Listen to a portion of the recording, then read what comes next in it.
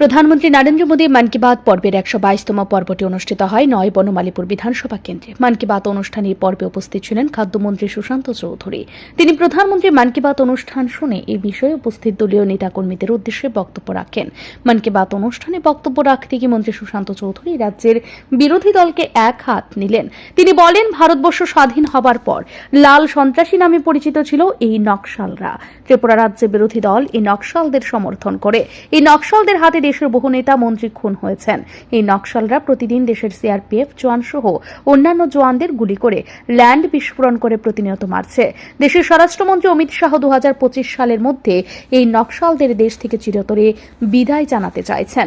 খাদ্যমন্ত্রী বলেন, এই সব নকশালরা পাকিস্তানের সন্ত্রাসবাদীদের থেকে কোনো অংশে কম নয়। এই সন্ত্রাসীরা ত্রিপুরায় ৩৫ বছর সন্ত্রাস চালিয়েছে। বিজেপি কর্মীদের উদ্দেশ্যে তিনি বলেন, নিজেকে বুঝতে হবে, মানুষকেও বোঝাতে হবে কারা প্রকৃত দেশপ্রেমী। যারা নকশালদের সমর্থন করেন তারা দেশপ্রেমী হতে পারেন না। পাশাপাশি তিনি বলেন, ইতিমধ্যে ৩০ জন নকশালকে খতম করে দিয়েছেন নিরাপত্তা কর্মীরা।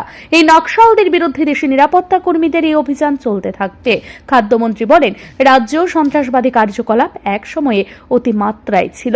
সে সময় মানুষ এক মহকুমা থেকে অন্য মহকুমায় যেতে ভয় পেতেন। সন্ত্রাসবাদীদের হাতে রাজ্যের বহু মানুষ খুন হয়েছেন, বহু মায়ের কোল খালি হয়েছে, বহু বোনের স্মৃতির সিঁদুর মুছতে হয়েছে।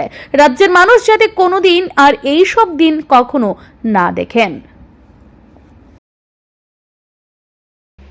যে নকশাল ভারতবর্ষের স্বাধীনতার পর লাল সন্ত্রাসী বলবো আমরা তাদের, এই নকশালদেরকে ত্রিপুরা রাজ্যের বিরোধী দল সমর্থন করে।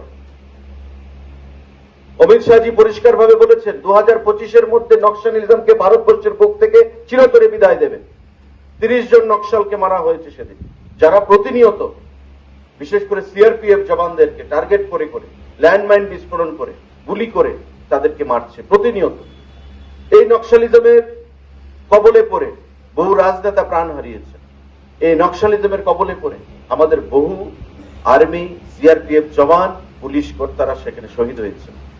আজকে সেই নকশালিজমকে যখন প্রত্যাঘাত করা হয়, সেই নকশালিজমকে যখন পৃথিবীর বা ভারতবর্ষের বুক থেকে চিরতরে বিদায় দেওয়ার প্রচেষ্টা করা হয়, আমাদের দেশের, আমাদের রাজ্যের বিরোধী দল যারা লাল সন্ত্রাসী হিসেবে ত্রিপুরা রাজ্যে 25 বছর কায়েম করেছিল, তারা তার বিরোধিতা করছে, নকশালের পক্ষে কথা বলছে। বুঝতে হবে, মানুষকে বোঝাতে হবে যে কারা অ্যাকচুয়ালি দেশপ্রেমী। এদিনের মন কি বাত অনুষ্ঠানে উপস্থিত ছিলেন বিজেপি বনমালীপুর যুব মণ্ডলের সভাপতি অরিন্দম চৌধুরী, যুব মহিলা মোর্চার নেতা নেত্রীরা। দলের বনমালীপুর মণ্ডলে ৫ এবং ৬ নম্বর বুথের উদ্যোগে হয়েছে মন কি বাত অনুষ্ঠান। ব্যুরো রিপোর্ট, ঋদ্ধি নেটওয়ার্ক।